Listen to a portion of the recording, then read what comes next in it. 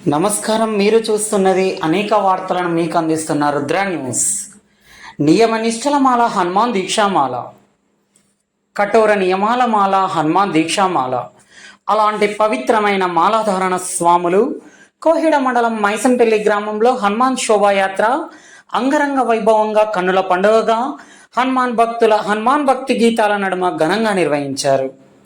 హనుమాన్ మాలాధారణ స్వాములు భక్తి పారవశ్యముతో నృత్యాలు పలువురిని అలరించేలా చేశారు. ఈ శోభాయాత్రలో 60 మంది హనుమాన్ మాలాధారణ భక్తులు పాల్గొన్నారు.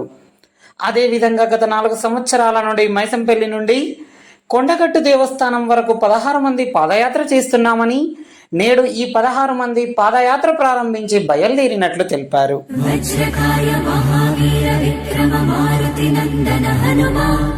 శోక నివారణ భూతనాయక అసుర నికందన కనుమా.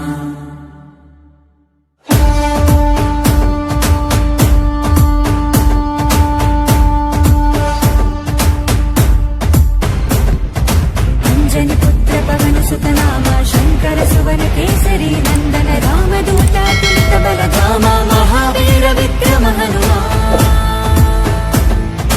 రామబంటువై వెలిగిన దేవా, అమ్మ చెరువులో వెలసిన దేవా, విజయ మార్గమున కెరటం నీవా.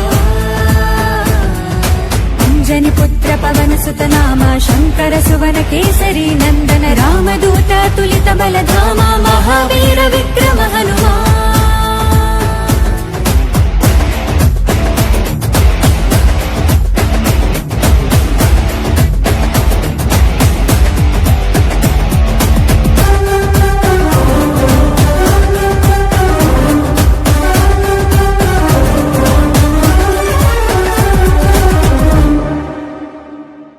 నీ సింధూరం అభయప్రదం భవసాగరా, నీ దివ్య రూపం మరుధైర్యము గుణసాగరా.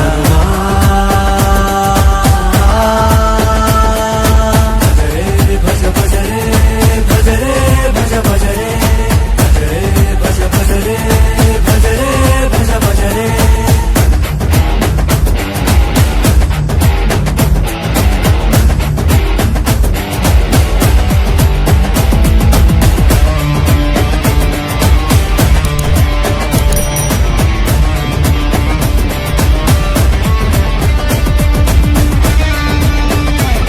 సిద్దిపేట జిల్లా కోహిడ మండలం మైసంపల్లి గ్రామం నుండి ప్రతి సంవత్సరం దాదాపు ఒక 50 మంది 60 మంది హనుమాన్ దీక్షా పరులు మాలలు వేసుకొని ఆ కలియుగ దైవమైన శ్రీ ఆంజనేయ స్వామిని వరాలిచ్చే స్వామి అని పాదయాత్ర చేస్తుంటారు. వాళ్ళకి కోరుకున్న కోరికలు అవుతున్నాయి కాబట్టి ప్రతి సంవత్సరం మా గ్రామం నుంచి 15 మంది 10 మంది ఇట్లా పాదయాత్ర చేస్తుంటారు.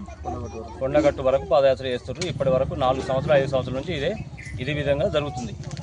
ఆ కలియుగ దైవం అయినటువంటి ఆంజనేయ స్వామిని మనసారా వేడుకుంటూ ఆ స్వామిని తెలుసుకుంటూ పాదయాత్ర చేస్తారు. వారికి కూడా ఎలాంటి ఇబ్బంది లేకుండా ఆంజనేయ స్వామి బాగా చూస్తుంది కాబట్టి ఆ దైవాన్ని మరి అందరం కలిసి సంతోషంగా మాలలు వేసుకొని ఆచరిస్తున్నాము.